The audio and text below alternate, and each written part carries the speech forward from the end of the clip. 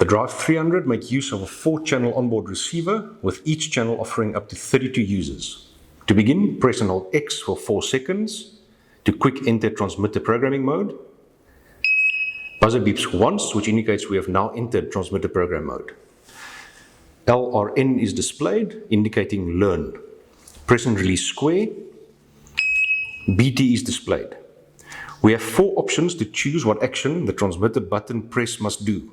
BT for full opening, PED for pedestrian opening, RLY for auxiliary relay output, HOL for holiday lockout.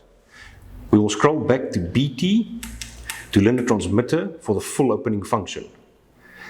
Press and hold the desired transmitter button, in this case the blue button, with BT on display.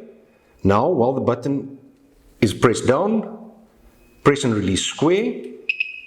The display shows the user number for this function and the buzzer beeps.